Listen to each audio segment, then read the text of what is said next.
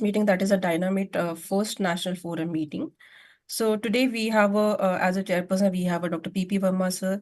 As a speaker, we have a Dr. Ram Prabha sir, then Dr. Sanjay Srinivasa sir, and Dr. Jayanta Datta sir with us. So Dr. P.P. Verma sir, Ankit, will you please go to the next slide? Yeah. So, Dr. P.P. Pamasa is the chairman and Department of Nephrology, Venkateshwar Hospital, New Delhi.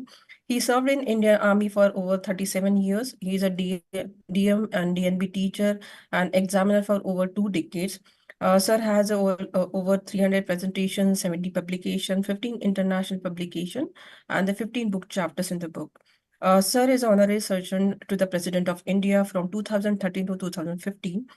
He was a consultant for the Indian Armed Forces from 2013 to 2015. Sir is awarded for Ati Vishisht Seva Medal, Sena Medal, and Vishisht Seva Medal by the President of India. Sir has received the many awards like DNB Alumnus Award 2014, then Dronacharya Award in 2018, then Cameron Pinto Oration 2016, and the Ratnavelu API Oration 2019. Another one, that is AP Devan Oration and the annual Renal Nutrition Conference. Uh, Sir started the renal transplantation program at the CH Pune, CH Kolkata, and the Venkateshwar Hospital and the Primus Hospital, New Delhi. So with this introduction, I would like to invite Dr. P.P. Verma, sir, for the welcome note and the further proceeding. So over to you, sir. Thank you very much, Dr. Preeti, and good evening to all friends. Well, I think this is a very important session, what we are doing today. A very difficult area also, that is the area of mineral-borne disease. Possibly in year 2000, KDIGO coined the term mineral-borne disease, and the concept in this line have not been very clear even till today. We really don't know what should be the level of phosphorus, what should be the level of calcium, etc., etc. So today we are discussing one of these issues. We all know that hyperphosphatemia per se is bad. I'm reminded of a old study, Framingham study, where they just followed a healthy population from Framingham. We know Framingham is closer to Boston. That county, they followed the patients for 16 years, normal, healthy population, and they found that even in healthy population, people who were hyperphosphatemic, they had poorer outcome. We know that the hyperphosphatemia is pretty common in CKD, especially in the later stages of CKD. And the effort is that hyperphosphatemia, because it is associated with all-cause mortality, let's lower the phosphate level. And we know that diet is one of them. Phosphate binder is second option. And third, if a person is on dialysis, third is the dialysis. Today, we are going to discuss one of the phosphate binders. To my mind, this is one of the finest phosphate binders we have got. But before I say, let's listen to the experts. And today we have got very learned three speakers. Dr. Ram Prabha is one of them. He is the director and senior consultant nephrology at SRM Institute of Medical Sciences at Chennai. And he has been a very bright person, bright student. They said the recipient of best outgoing student in MD General Medicine at MGR Medical University, best original article award in JAPI, and Business Excellent Award in Nephrology by the Times of India Group. He has got a lot of publications, and he has authored many articles. I think he is going to talk on, Dr. Prabhat, you are going to talk on basically phosphate homeostasis. Yes, sir. I'm going to talk about hyperphosphatemia, its importance of control, and the initial introduction about phosphorus binders. That will be very interesting. And I request you to please go ahead and enlighten us about the hyperphosphatemia.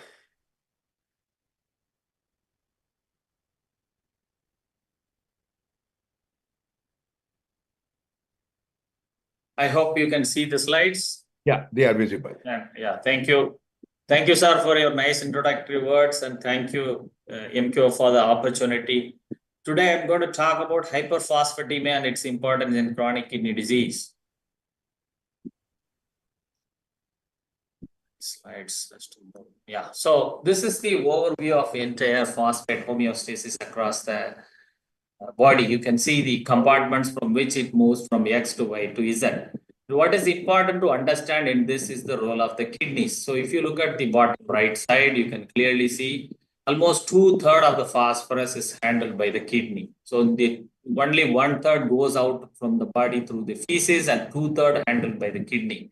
That is why in kidney disease, there is significant amount of phosphorus retention and its effects because of hyperphosphatemia across the board in chronic kidney disease. That's why we talk about this. Coming to the importance of phosphorus in the body, it is a very important molecule that is involved in hydroxyapatite in the bone strength, and it is also in the phosphorylation and the energy metabolism. It has a big role, and it has a big role in DNA synthesis. So we cannot live without phosphorus. Only thing is, beyond a point, it becomes hazardous to the body. So what happens in kidney disease? How hyperphosphatemia is generated in kidney disease is what we need to know. So basically, it is because of reduced nephron number. When there is a CKD, there is reduced ability to excrete the phosphorus. That is the first step. But to a certain extent, this effect is compensated by increase in parathyroid, increase in molecule called FGF23, and reduction in vitamin D. So these three things, these two things, particularly the PTH and FGF23 that goes up in response to these elevated phosphorus, have some effect on phosphorus excretion. They are the phosphaturic hormone. So these phosphaturia to a certain extent happens as long as your GFR becomes less than 30. So once the GFR becomes less than 30, the amount of phosphorus retention becomes overwhelming, and there is an onset of hyperphosphatemia in CKD.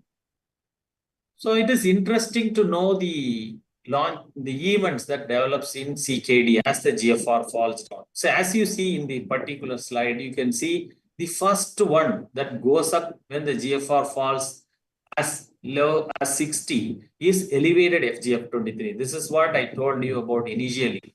So what happens is, once there is a phosphorus reduction, immediately it triggers the FGF23. FGF23 has phosphaturic effect. It normalizes phosphorus. So the serum phosphorus at this stage remains normal. But as the disease advances, as you can see in the subsequent different color-coded lines, you can clearly see the first one to go up is FGF. The second one is the loss of 125 vitamin D3 due to functional renal mass becoming low. The third one that is to go up is the PTH. And the final one to go up is the phosphate. So by the time phosphate goes up, you can see there are so many other pathophysiological changes that happens in CKD. So the phosphorus goes up only when the GFR becomes less than 30. So what is the importance of phosphorus? This is what the chair has spoken about, the importance of phosphorus in morbidity and mortality. This is a slide which says the relationship between phosphorus and mortality. This is the data from a National Health and Examination and Nutrition Survey from the US. You can see the all-cause mortality and the CV mortality becomes more when the phosphorus is more than 4.5. This is in non-dialysis kidney population. The same data is there in dialysis CKD. As you can see in this slide, both all-cause mortality and cardiovascular mortality is higher when the serum phosphorus is higher, and when it is less, there is less reduction. In fact, for 1 milligram increase in phosphorus, there is 18% increase in cardiovascular mortality and all-cause mortality in CKD 5 patients on dialysis. So that is why we focus on phosphorus control. So how to reduce phosphorus, which happens in CKD, is by first step is always restricting dietary phosphorus. Second is increasing its elimination by whatever dialytic method you use. You can use intermittent dialysis, you can use high flux dialysis, you can use hemodiafiltration, you can use even an nocturnal dialysis. So as we go through the extended dialysis techniques, the extent of phosphorus removal is quite high, but they may not be sufficient alone. And so there is always a need to have the phosphorus binders, which reduces the intestinal phosphorus absorption. See, what is the rationale? Why should you need phosphorus binder? So this is what is important to know, that if you look at the dietary phosphorus, on an average, if you want to give decent amount of protein, you need at least 1000 milligram of phosphorus. The hemodialysis per session can remove only 900 milligram of phosphorus per session. So if you look at this may be very high, especially with Western diet, they take a lot of processed food and colas, which have very high phosphorus content. So even if you look at an average Indian diet, roughly around 1000 milligram of phosphorus, totally around 7 days, you are going to get 7000 milligram, of which only 2700 are going to be removed by dialysis. Accounting for some fecal removal, still there is a good amount of net positive phosphorus balance that happens with CKD. So in most of our patients, phosphorus binders are required, and these binders act through reduction in intestinal phosphorus absorption.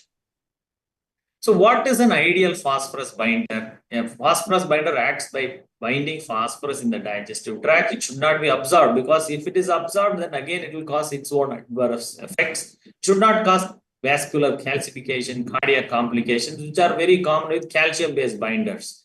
It should have high binding capacity so that you can use less number of pills to bind the phosphorus at a high dose. And it should not be toxic. It should be well tolerated. It should reduce mortality risk and should be easy to administer. So these are the ways in which an ideal phosphorus binder should be. So you should minimize pill burden as much as possible. Unfortunately, we are not living in an ideal world. At the moment, we don't have an ideal phosphorus binder. So what are the phosphorus binders we have today? Basically, it is classified into calcium-containing binders, where carbonate and acetate is there. Non-calcium, non-aluminum binders in the form of sevelamer, lanthanum is there. There are newer binders like bixalomer and polystyrene is there. Then iron-based binders, you get ferric citrate and sucroferric oxyhydroxide, and older binders with aluminum and magnesium. So all these things are there in terms of phosphorus binders. So how did they evolve? If you look at it, it evolved from 1970s with aluminum-based binders, but that resulted in complications, neurological complications, dialysis, dementia, and so on. From there, we moved on to calcium-based binders. In the calcium-based binders, we faced problems with vascular calcification, arterial stiffness. So that from there, we moved on to magnesium-based binders, where terrible gastrointestinal side effects like diarrhea came in. The major breakthrough came with the year in the 2000s, where we have sevelamer, which had a major impact in phosphorus metabolism, and that is how it became the most preferred molecule to handle phosphorus. From there on, we have lanthanum, and from there on, we moved in the 2015 onwards to iron-based binders. The problem is we don't have a very good binder which is devoid of all these adverse effects. You choose whatever the binder, either you have a higher pill burden, or you have a gastrointestinal side effect, or you have vascular calcification. That's why I said, as of today, we don't have an ideal phosphorus binder. So how do you choose a binder? The choice of the binder is one side doesn't fit all. It involves cost, it involves adverse effects, what is the pill burden, what is the patient preference, whether he wants to chew it or he wants to swallow it. So there is always a debate between calcium-based and non-calcium-based binders. There is only one specific indication to use calcium, that is whenever you use calcium-mimetic substances, where like cinacalcet, where patients will end up in hypocalcemia. So this is the only situation where you have a specific indication to use calcium. Otherwise, there is always a debate between calcium versus non-calcium binders in most of our patients. There are n number of clinical trials which are done on this particular topic, and there is two major meta-analysis comparing calcium and non-calcium binders. I will just briefly go through these. And it is important to know the calcium-based binders are known to cause vascular calcification. As we see in this particular slide, you can see the calcification score is higher when you use calcium-based binder compared to the sevelamer. And the right side, you can see the progression also is very much when you continue to use in a person with vascular calcification, more calcium-based binder. So this is the reason why people started preferring non-calcium-based binder. But remember, all these are not the randomized control trials, many of them are very much observational studies. So this is the overall data that compared calcium versus non-calcium binders. You can see majority of the studies preferred the non-calcium binders, but if you look at the publication, it has come in the year 2013. After that, also one major meta-analysis came, but again, this is in the year 2016. As you see in this particular slide, sevelamer is compared to individually with calcium acetate, carbonate, and together, but all three said sevelamer fared better than the calcium-based binders in the phosphorus reduction and in overall mortality. So some of the studies had significant heterogeneity. This is the problem in interpreting the present day data. Some of them had soft endpoints like only phosphorus reduction. Some of them had hard endpoints like mortality reduction, but there is no uniform study design that is followed in all the phosphorus binders. Many of them have limited follow-up. You know, the mortality data in CKD requires long-term follow-up. There many studies had follow-up of 52 weeks, 58 weeks, at the maximum 48 months and so on. So, and the outcome is also not defined uniformly. And the landmark trial, which has come in the year 2019, which is a large RCT comparing lanthanum and calcium, said there is no difference. So as of today, though there is literature to say calcium-based binders are having a risk of vascular calcification, more mortality compared to non-calcium binders, it is not all an unruled. So we have to go through what the guidelines say. The guidelines that has come in KDIGO 2014 in CKD, and the specific CKD MPD guideline came in the year 2017. But you look at what has happened in 2024 guideline. The 2024 guideline, they merely stated that you just follow the 2017 guideline. They did not look at the MBD data, the later publications from 2017 onwards to come to a conclusion. So that is the limitation we have today. So what is these guidelines say? This guideline says obviously phosphorus level needs to be brought down to normal range. And this guideline says in patients with CKD G3A and C5D, phosphate lowering treatment is indicated, and they advised restricting dose of calcium-based binders and preference to non-calcium binders. So this is again with recommendation level 2B. This is what we have as of today as per the guidelines. Coming to the molecule which we are going to talk about today is about sucroferric oxyhydroxide, simply known as SFO. So this is a iron-based phosphorus binder. Not many people know that this has got approval much before ferric citrate. So this is the first iron-based phosphate binder where the oxyhydroxide molecule binds to the carbohydrate molecule. The iron is only 20% of its molecular weight. Basically, it acts as a ligand exchange with hydroxyl molecule binding to the phosphorus in the gastrointestinal tract. It is an insoluble molecule. It cannot be absorbed. It is not metabolized. But we have to understand there is some element of sugar which is there, which is just 1.4 gram. The initial dose is 500 milligram, and they say you can titrate it depending on your response. It is important to note that it should not be swallowed. So you have to give specific instruction to the patient to say that it can be chewed. It has comparable efficacy and safety with reference to the other non-calcium binders, especially there is some data with lanthanum and there is some data with sevelamer, I will tell you. But the major advantage of this molecule is the lower pill burden. It does have some GI adverse effects like diarrhea and vomiting.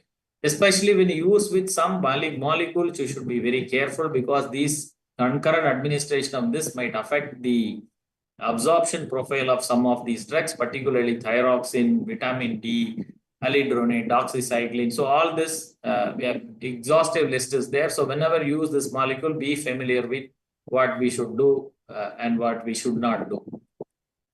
So this is the data that leads to approval of this particular molecule. PA21 is this molecule before the named as the sucroferric oxyhydroxide. You can see compared to the sevelamer, you can see it causes similar changes in serum phosphorus, and it is the reduction is also persistent till the 24-week endpoint. So this has led to the approval of this particular molecule. What has happened to the iron status with this molecule? Again, compared to sevelamer, you can see there is mild elevated transferrin saturation, mild elevated serum iron levels, and hemoglobin level. Very minimal, not major difference between the sevelamer and this in terms of iron profile, though it contains significant iron.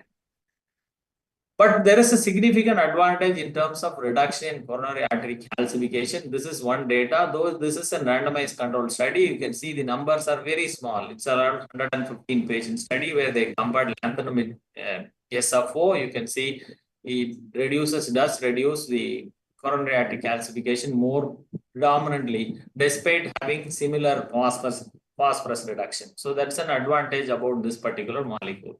This is another data where they looked at the Chinese patients were started on this particular molecule, SFO versus sevelamer. You can see the phosphorus reduction is similar in both molecules, but you can see in the extreme right side, you can see the people who are started on SFO achieved target phosphorus earlier. You can see almost 56% reached earlier the phosphorus target compared to 32% in sevelamer. Similarly, if you look at the pill burden is almost 1/3 or even say 40% less with the SFO compared to sevelamer. So this is an advantage of this particular molecule compared to sevelamer.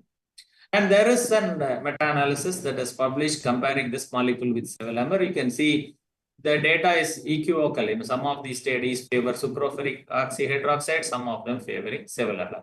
Similarly, if you look at the phosphorus reduction compared to this particular molecule, you can see both in some favor sevelamer, some favor sucralfate oxyhydroxide, to say that it is as effective as sevelamer in most of the studies.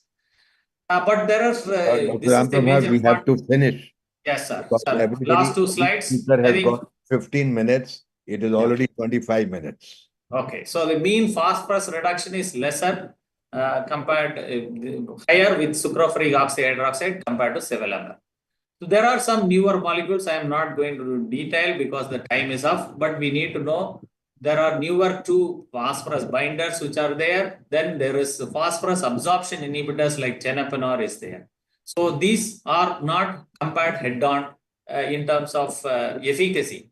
And newer drugs, there are phosphorus absorption inhibitors which are acting on the gut is also there. So this is my last slide just to give you the comparison of between X binder versus Y binder. You can clearly see sucralfate oxyhydroxide is effective, pill burden is low, adverse effects, yes, that is there, but it has no accumulation. And that is how it is advantageous over conventional binders. With that, thank you so much for your attention. I'm sorry I have exceeded, I think, by 5-10 minutes. Thank you very much. I think it was excellent overview of phosphate binders. I think very well. I think you have practically covered everything what needed to be conveyed to the audience.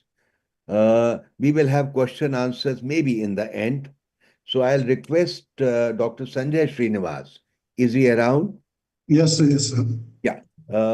You are talking about that main trial about that? Yeah, the trial that we have done. So I'm just speaking about the trial and what are the results that we got.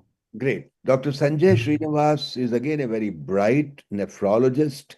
He's a consultant nephrologist at Center for Kidney and Diabetes Care, Bangalore, and a medical director at CKD, Vaihanka. He is a chief nephrologist and transplant physician at Saguna Hospital and chief nephrologist at Shirdi Sai Hospital. I think that's huge. And he, of course, he is a member of the main kidney societies. And he is going to talk today about the trial of sucroferric oxide. The previous speaker has already told us the advantages of SFO. Let's see what the trial says. And I'll request that we can finish that in 10-12 minutes if possible.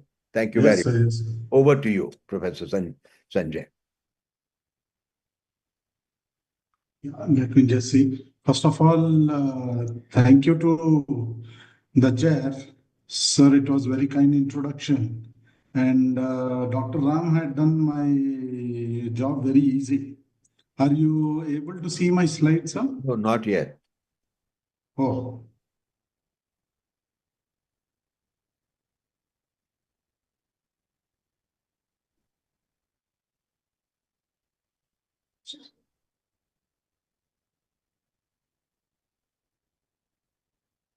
It's issues here.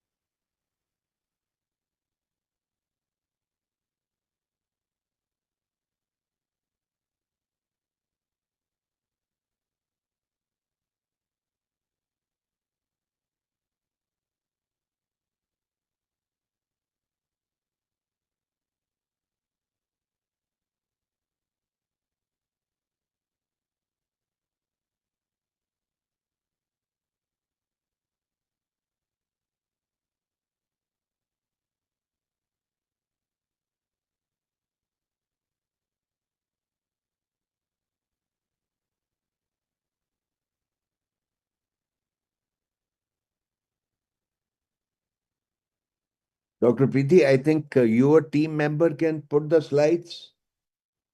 Sure, sir. Sure, sir. We can share from our Yeah, end. if it is. Yeah, that's fine. That is perfect. Now you are seeing, I think. We were seeing, now they have again disappeared. Now you are able to see? Yeah. Make it Okay.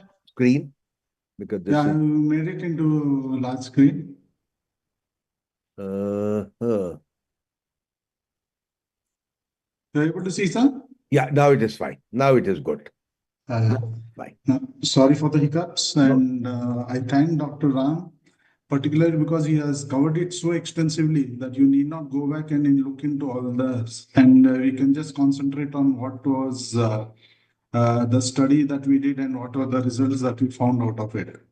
So this was a study which was a multicentric, and we looked at the efficacy and safety of sucralfaric oxyhydroxide for the treatment of hyperphosphatemia in our dialysis patients. Now it's an open label multicentric non-comparative trial. It is of course phase 4 study. As you know, the drug is already available, but to use the drug, there was a lot of inhibitions among the nephrologists. And when they came to me for the first time, like any new drug, I tried to do a small study and see whether it will be effective in our population, in our patients, Indian patients. So this is how the idea of doing a small study came into. And really, I'm thankful to MCure who took it upon themselves to go ahead and do the trial. Now, if you look at the study population, these were the people who were above the age of 18 years and were on dialysis for at least 3 months. And they should come into the study if the phosphorus level was more than 5.5 milligrams per deciliter at the time of the screening. And they should be able to give the consent for the study and should be willing to provide a written consent also. So the exclusion criteria was if the patient is intolerant to the drug, if he has a GI surgeries, if he has undergone any GI disorders like active peptide ulcers, Crohn's, and ulcerative colitis, which might interfere with the absorption of the drug or the effectiveness of the drug. So, and the subjects who had liver enzymes more than 3 times of the normal and had calcium of more than 10.5 and IPTH of more than 800 were also excluded from the study. And if you look at the methodology of that study, they came first for the screening visit. The screening visit, we had all the detailed demographic data as well as a vital signs and physical examination done. Careful medical history was taken. They were seen whether they can be included on the study. If they are included on the study, we put them on the day first with the start of the treatment, and the dose was 500 milligrams TID. And the drug was supposed to be taken in between the meals, and they had to chew the tablet with the meals. That means you take half of your food, you chew the tablet, swallow it, and then you have the rest of the meals. Then they had basically visit 2 and visit 3 at day 28, day 56. And again, where we looked into the data, basically looking at serum phosphorus levels and whether they were taking the tablet or not. So, careful monitor of the number of the tablets that they were taking and whether any adverse events were there. All these things were recorded. And one important thing that is that we try to look into even a smallest of the adverse event that the patient may complain of, which included a simple cough a simple GI, abdominal pain. So every aspect of it, even the fever was included as a AE, so that we do extensive evaluation for the side effects of the drugs. So at the end of the study was 84 days and plus or minus 2. And again, same detailed physical examination, all the data with the biochemistry was recorded. So these were the centers where we had done the study. As you know, it was distributed all over India, UP, Agra adding on to it, and from Bangalore, it was my center, and from Mysore, which contributed almost 50% of the case, or nearing to 50 by Dr. Niranjan, was from the KR Hospital, Mysore Medical College. And Dr. Balla from New Delhi also contributed to the study. So before the patient was taken into the study, as recommended, the diet plan was planned, and the idea was so that the patient doesn't take phosphorus intake of 800 to 1000 milligrams per day. He should not exceed that. But sometimes it was difficult, the patient don't adhere very closely to the diet. But this was the idea. The plan was that their intake is reduced. As I told you, all the EAEs were recorded, and the secondary endpoints we also looked at changed from the baseline in the general parameters, which include the blood counts and the biochemistry, basically looking at the liver enzymes and calcium IPTH. Now, if you look at the demographic details, there's nothing significant. The mean age was around 50 years, and the average weight was around 61, 62, coming to a BMI of around 22 to 25, majority of these patients. That means these patients were not obese. And when we are looking at the primary endpoint, we are looking at what happened to the serum phosphorus level at each of the visits. And if you look at our results, when the patient was, these patients, 114 patients were there in this study. And when you look at the screening visit, the average mean value or the mean value of the serum phosphorus was 7.6 when they were included in the study. And by the first one, that is a day 28, the serum phosphorus levels has started showing a decrease. And you look by the time day 84, end of the study is there is a significant reduction in the serum phosphorus level. This is the mean value of all the patients put together. And it was statistically significant. And when you look at how many percentage of these patients showed a reduction at 1 month, 2 months, and probably at the end of the study, you find that 40% of patients showed a reduction in the serum phosphorus levels to below 5.5. Remember that the mean for serum phosphorus was above 7. So at the end of 56 days, that is approximately 53% of the patient has showed a reduction below 5.5. And at the end of the study, almost 66% of the patient has shown a reduction in the serum phosphorus level to below 5.5 levels. And when you still tease into the results, we find that almost 30% of the subjects had achieved serum phosphorus level below the level of 4.5 at the week 12, that is at the 3 months. Now, if you look at the secondary endpoints, I told you we have looked at the adverse events. Almost 83 adverse events were recorded, and the total number of subjects, at least one AE was shown, was around 38 of them. And as I said, the numbers looks high because we have looked into almost all forms of AEs which can be recorded. You see that pyrexia was there in about 27 of these patients, and we had even recorded cough. And the common adverse events which you would expect in these patients, like diarrhea, pain abdomen, the diarrhea was seen in just 4 of these patients, and vomiting in just 1 of these patients. Again, suggesting that probably our group of patients or our patients were more tolerant to the drug compared to the Western data, which had shown that adverse events of almost 30%, and predominant being vomiting and pain abdomen, along with loose motion. And when we looked into all the T's, we found that majority of these T's can be said that it was unlikely to be related to the drug. Now, when you look at the secondary endpoints, there was no major changes between the baseline to the end of the study. And even when we are looking at SGOT, SGPT, just SGPT showed a little increase, which was significant. But if you look at the one 21.8 to 28.2, the earlier studies have shown that there is an increase in the enzymes in the liver enzymes among the patients who were started on the iron-based binder. So to conclude, I would say that this is our small attempt to look at what happens to the Indian patients when they are put on this iron-based binder, and we find that it was very effective in reducing the serum phosphorus level, and the adverse events which we expected that these patients may come out with was insignificant in this study. So I have been using the drug for almost now 3 years. And majority of my patients have been converted from Savlamar into the iron-based binder, now iron sucroferric.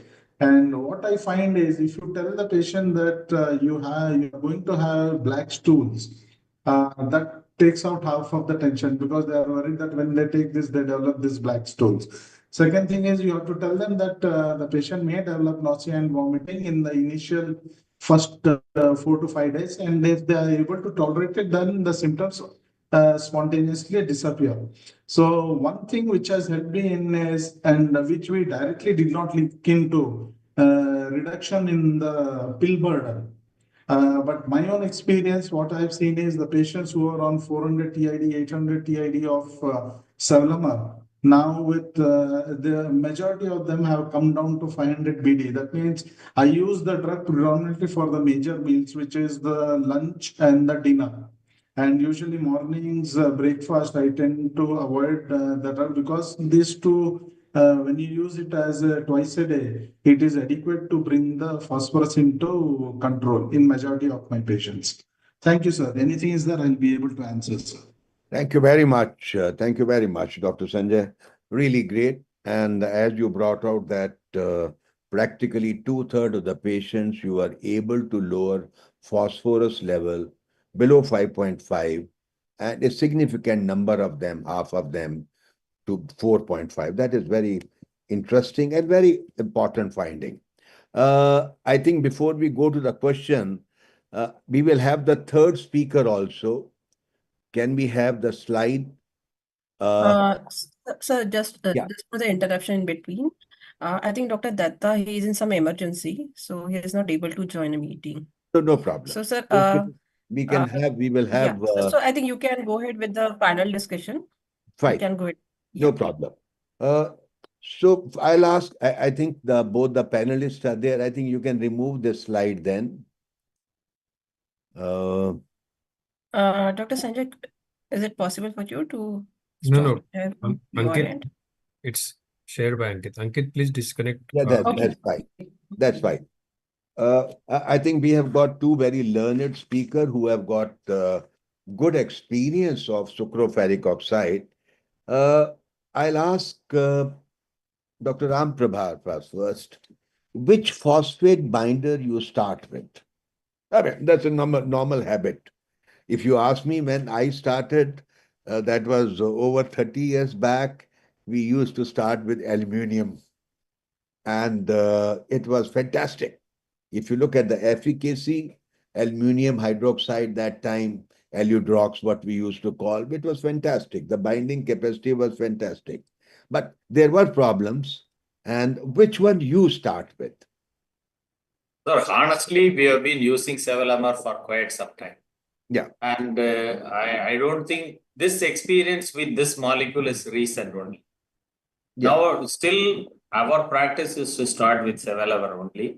If suppose this patient is not achieving the target and is cribbing about the number of pills he consumes, or is not able to come to control, then we will use sucroferric oxyhydroxide. That is our practice as of today. As we get more and more data, maybe the practice pattern may change, or experience also, because it is less than a year, sir, since we started using.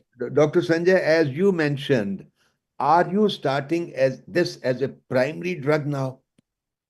No, sir. Basically, see, if you see hyperphosphatemia, particularly on South Indian patients, the numbers of patients will be around between 20 and 30%. And we don't see very high levels of phosphorus in our South Indian patients. This is what I've seen. Probably because the non-vegetarian, they particularly in our Karnataka, is not very high. So when the phosphorus is not very high, let us say it is in the range of around between 6 or 5.5 to 6.5, let us say. In those cases, I start with Sevelamer, and once I get the control, I know if they are taking 3 tablets, then I convert them into 2 tablets on a subsequent run in the subsequent visits. Or if the phosphorus is very high, let us say beyond 6.5, then I start with isocyclovir. Uh, are you combining the drugs also, phosphate binders? No, sir, because the number of prescription increases, and the more and more. Many times people start with as Dr. Prabhar I'm not also said, with no, the Sevelamer. As you also said, many times you start with Sevelamer, and you find that the control is suboptimal. What do you do then? yeah. So then I change over, sir. You Then I change change over over to sucralfate. Yeah. and If Dr. Prabhar, what is your dictum? If you find with Sevelamer the response is not satisfactory, you have given 1 TDS, 2 TDS, because as you know, the biggest problem with Sevelamer is constipation.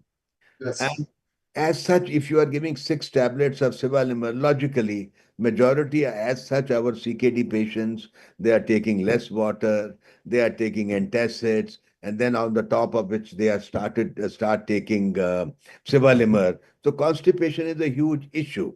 So if the control is suboptimum, Dr. Ram, how do you go about? Sir, we have to start with basics. So when somebody's phosphorus continue to be high, first we have to give them a good diet counseling, obviously with the help of a trained dietitian regarding their optimizing the phosphorus intake. Then obviously look at our own selves, like how to optimize dialysis, whether he's on twice a week, whether it is enough, whether he is getting adequate dialysis, and how to increase, or sometimes we even switch over some people from HD to HDF just to get rid of phosphorus. If this is not working, obviously next choice is Sevelamer. Even with this Sevelamer of full dose, it's not working. We do in some patients who are not hypercalcemic add some calcium-based binder, because the data is there as of today of combination of calcium versus Sevelamer is there, but there is not much of literature combining iron-based with Sevelamer is there. So if you go by strictly by science, there is lack of data, sir. If you want to combine this, there is not much of data. That is my answer as of Now, today. is there data that the phosphate lowering is actually reducing the cardiovascular mortality? So there is no randomized control trial with hard endpoints in this. So whatever we have is an observational data.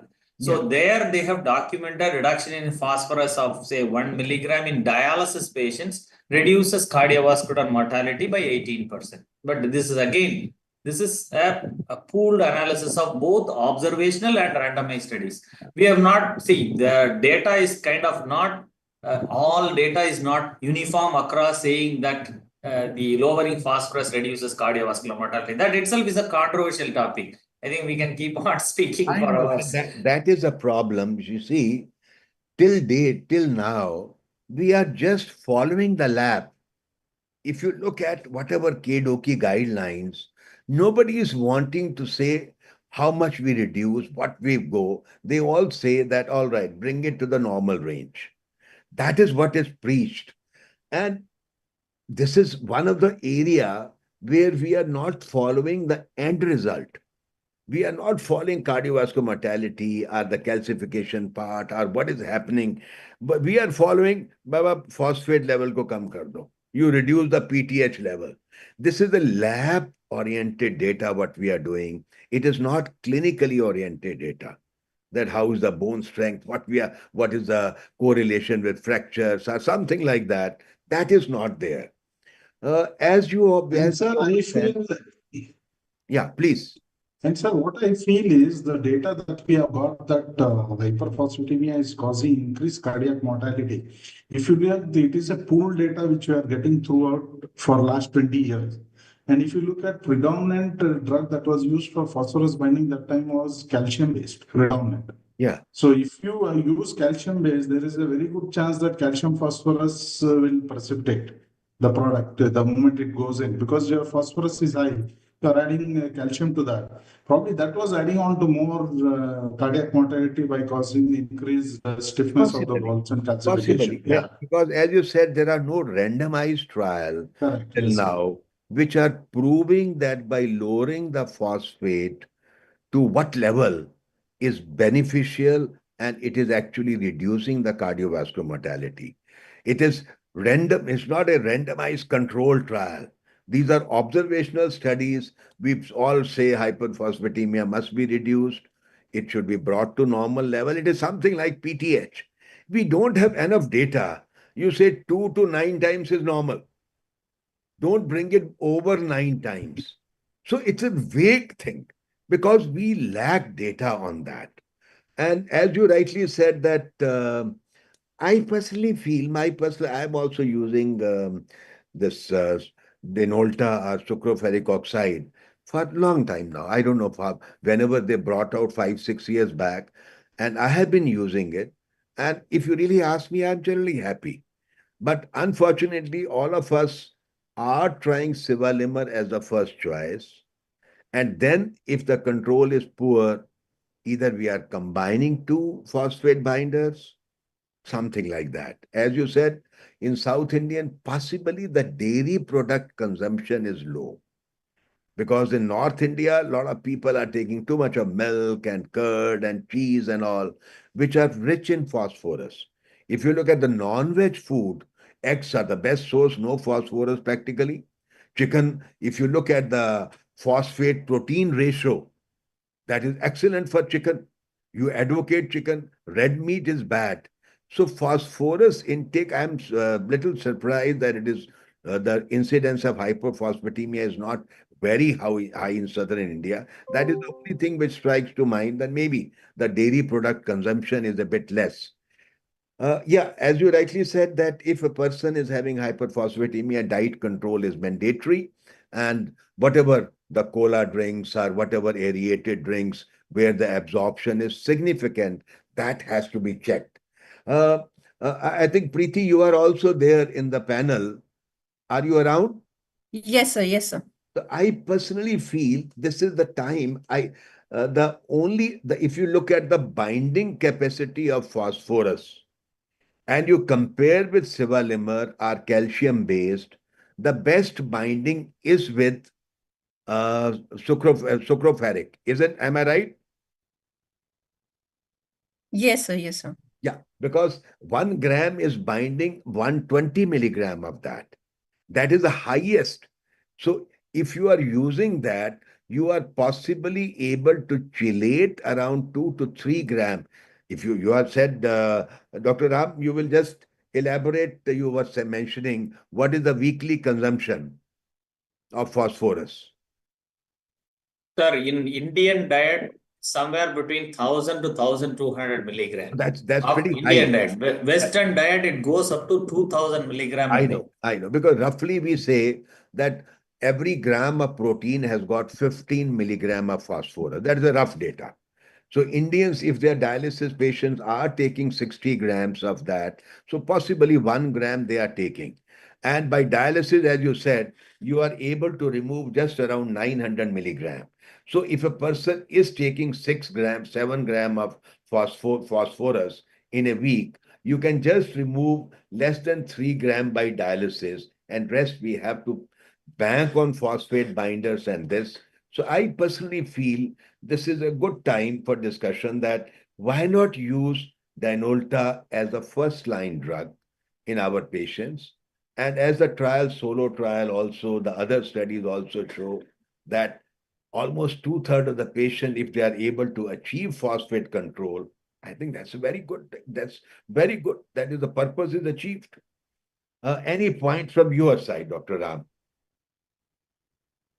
Any teaching point from your side? Regarding sucroferric oxyhydroxide, as such, the approval from FDA, sir, approval is only towards dialysis patients. not for pre-dialysis patients. That's There is fine. not much because there is no large RCT which is done on pre-dialysis patients. These are all just an observation. And that is why I think the usage is like we have been used to sevelamer so much. So it is difficult to convert from sevelamer to SFO in a short I span of don't time. know. If you look at the cost, Preeti, can you comment on the cost benefit ratio? See, as there was one of the slide very rightly you presented, Ram, that one of the reason is the cost factor. I mean, abroad, people are changing over everything because for the cost. We know, as you said, you showed the study, Sivalimer versus sucropheric, everything, that results are almost identical. Equal. Yeah. Almost identical. And Dr. Preeti, about the cost. If a person is taking Sivalimer, now person is taking Yeah, Sivalimer. Nana Sahib, I think, sir, is it okay? Can I take help from Nana Sahib? So he's from the marketing. Yeah, no, no problem, no problem. Yeah. Don't name the brand. Any Sivalimer, what is the cost? Okay. MRP, let's say. Nana Sahib, please go ahead. If a person it's costing around 30, 25, 30 rupees. Sir, cost of sucralfate oxide, hydroxide, like per tablet is per patient is 45 rupees. MRP. Ha. So that means a person has to spend 135 rupees a day. Right, sir. Sevalimer? Sevelamer, sir, if you go by as a 6 tablets or as No, you go by 3 tablets. yeah, so per tablet cost is around 30 rupees, sir. So around 90 rupees. Yes, sir. The cost is one issue what I feel, that the drug is good. The Inolta drug is pretty good. Everybody is happy with that. Constipation is not an issue. Once you explain to patient, loose motion will occur at whatever blackish stool. If person is able to tolerate that well, that's pretty good. But don't you think cost also should be minimized a bit? Sir, sometimes like cost versus benefit, like example, sometimes if you see in terms of sucralfate oxide, hydroxide has very high potency, 2.6 times high potency. Second thing, in terms of side effects also, I think a lot of latest trials are also coming in favor of sucralfate oxide hydroxide. We As are not rightly said denying by that. Dr. Ram Prabhahar and Dr. Sanjay as well, definitely Sevelamer is having a lot of data, and nowadays a lot of data is also coming in favor of sucralfate oxide hydroxide. So in terms of cost versus benefit, when both molecules are comparable, but available data says side effects profile with sucralfate oxide hydroxide is at least half compared to the Sevelamer. So Got the point. Dr. Sanjay, anything, any comment you would like to give, final comment? Is Dr. Sanjay around? But I think so. it is important to note the pill burden also, sir. Compared to sevelamer, the pill burden is less. That is the biggest advantage as per That is the ASF. beauty, I think. That is the key point, that the pill burden is less, efficacy is better or equivalent. So we are just saying this is an excellent molecule. With the present drug, this is an excellent molecule. No ambiguity about it. That if you are what you are saying is, if you are taking 6 tablets of sevelamer and the same purpose can be achieved by 3 tablets, and that too chewable tablet, that is pretty good. Preeti, anything you will like to say? So there's one question from the audience side.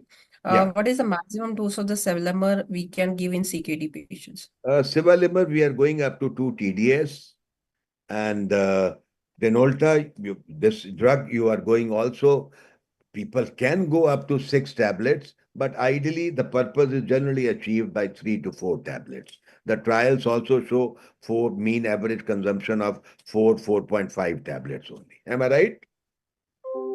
Yes, sir.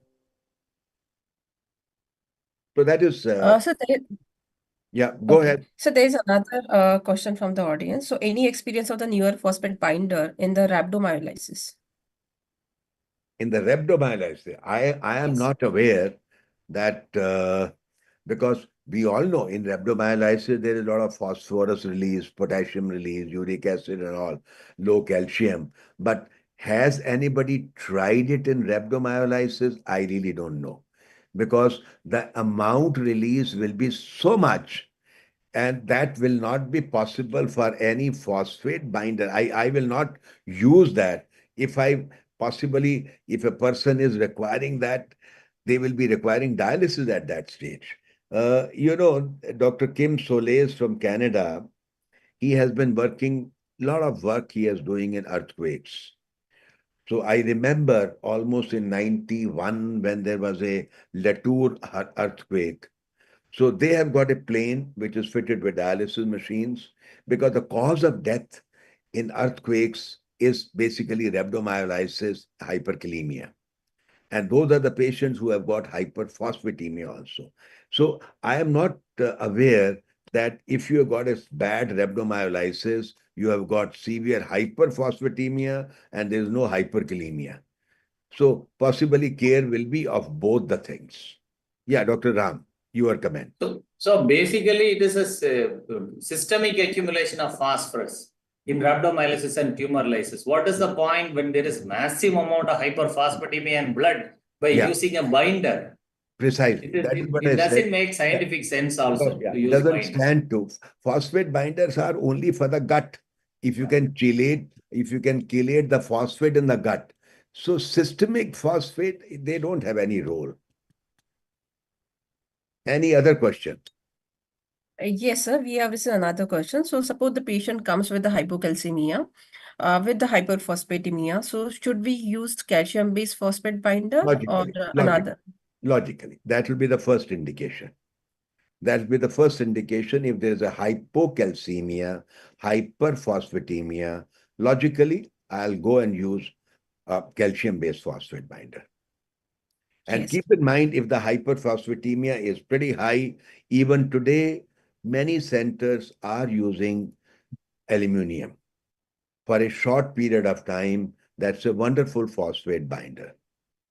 The problems only come about, I can tell you, in 93, I was in Pune and we were using, that time we didn't have any RO system. And we had a deionizer which seldom used to function. So it was basically taking the tap water direct to the dialysis machine. And that is the time we found that patients were not having hemoglobin rise. Even with some people were getting erythropoietin, there was no rise. So that is the time I did a study and I took help of Bhabha Atomic Research Center. That is the time they did the aluminum estimation for us. And it was surprising that the tap water has got 200, 300 picogram of aluminum because they use alum.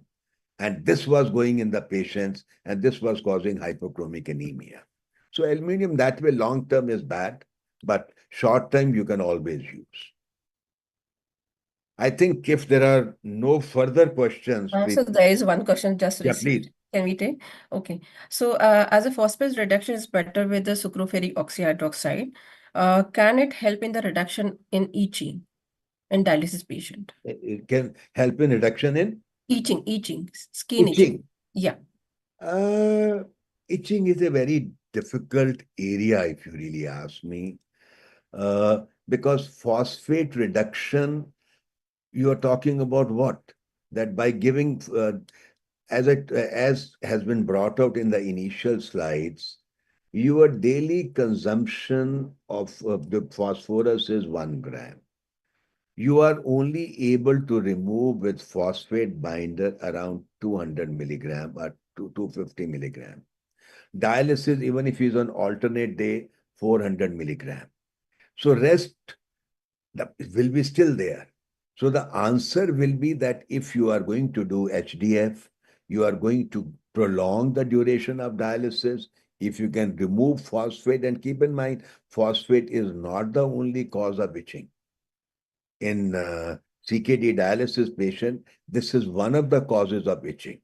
Whether you say it's a dry skin, whether you're saying whatever, excoriation, hyperphosphatemia is also playing a role. It's a prolonged dialysis, removal by dialysis, that will be more helpful. But because the maximum limit of going by your drug or any drug is you can give 3 times 4 tablets a day. You can bring the serum potassium, serum phosphorus to normal. Dr. Ram, your comment.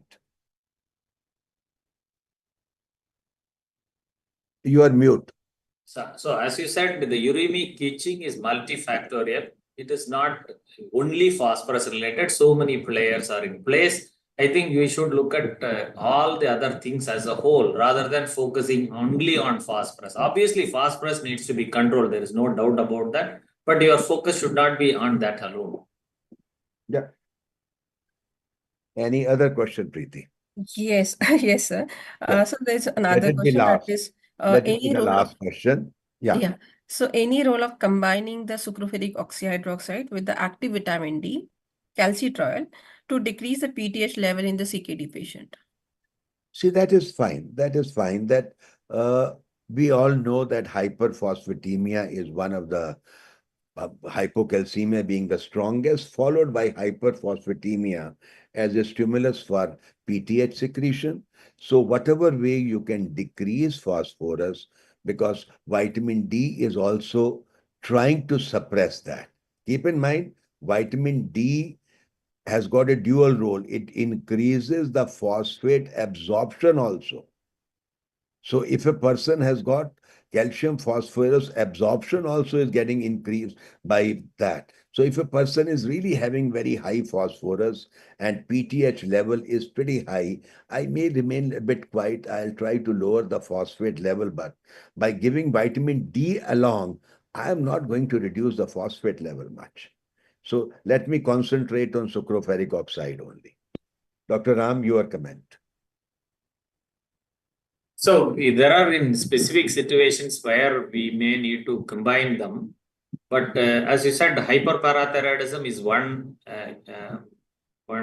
factor that actually increases phosphorus also. So along with phosphorus binders, there is nothing wrong in adding up active vitamin D to reduce the parathyroid, but you should mind where the calcium is.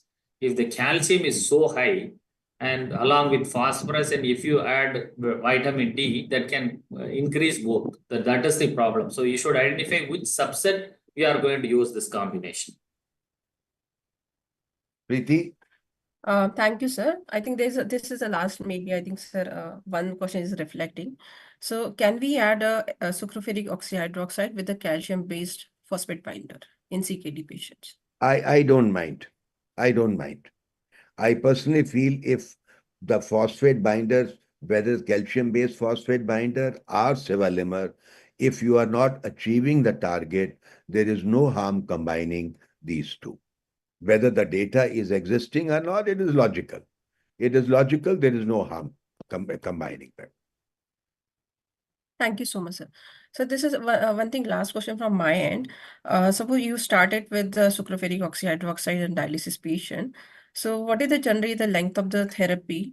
And do you stop the SO when the desired phosphate level is achieved? Or do you taper the dose?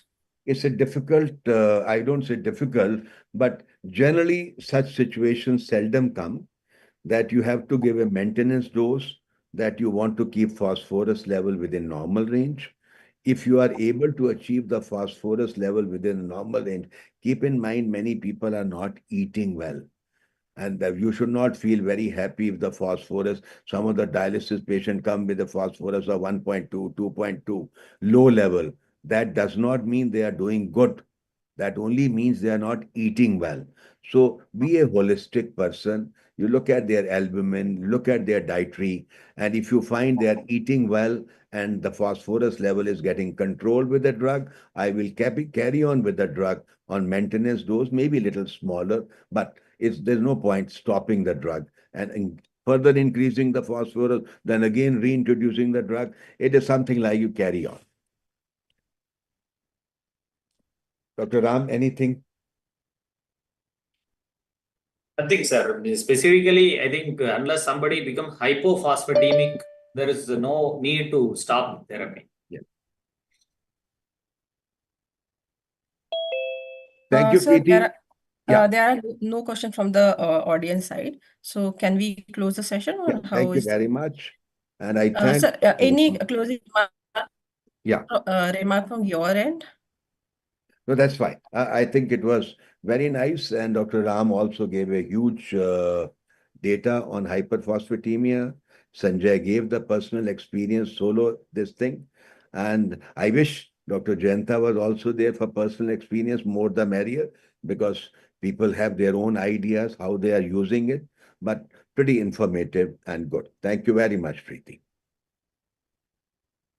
Sir, thank you so much for such an insightful and important discussion on the management of the hyperphosphatemia in the CKD patient.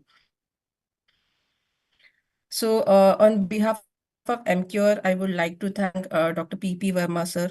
I would also like to thank Dr. Ram Prabhar, sir, and Dr. Sanjay Srinivasa, sir, and Dr. Datta, sir, also for today's meeting. I would also like to thank the RX event team and the MCure team for their support. So, thank you so much, everybody. So, I think it was a Saturday feast. We can see that Saturday knowledge feast. There's a today's discussion. So Thank thank you you. so much, everybody. Thank you.